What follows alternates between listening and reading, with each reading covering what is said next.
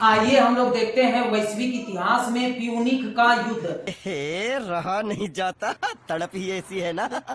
Punic का युद्ध आपके परीक्षा के दृष्टिकोण से बहुत ही महत्वपूर्ण है। यहाँ से प्रश्न बनते हैं। ये वैश्विक इतिहास का टॉपिक है और जिसको भी इसके बारे में डिटेल में पढ़ना है उनको तो कक्षा ज्वाइन करना पड़ेगा। डिटेल बैच चल रहा है, नया बैच प्रारंभ है, तो आप लोग ज्वाइन कर लीजिएगा। आइए चर्चा करते हैं हम प्यूनिक युद्ध का।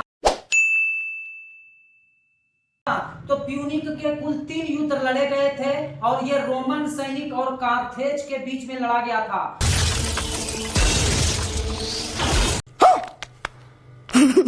कार्थेज क्या था और रोमन सैनिक क्या था? क्या था रोमन साम्राज्य? इसके बारे में हम लोग डिटेल कक्षा में जानकारी लेंगे। आइए देखते हैं। कार्थेज और रोमन सैनिक के मध्य में लड़ा गया था। इसमें 3 युद्ध लड़ा गया था और रोमन सैनिक तीनों में विजय हुए थे। मजा आया। तो पहला युद्ध कब हुआ?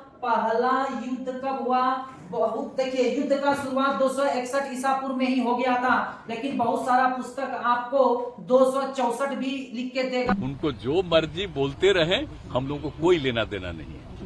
261 ईसा पूर्व से 241 ईसा पूर्व के मध्य में प्यूनिक का पहला युद्ध लड़ा गया और प्यूनिक का दूसरा युद्ध लड़ा गया 218 ईसा पूर्व से 201 ईसा पूर्व तक।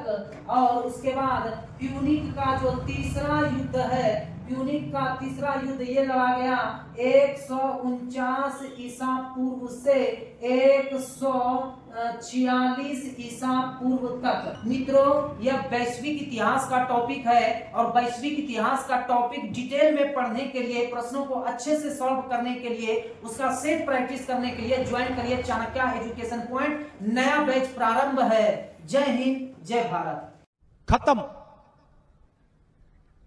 Bye bye.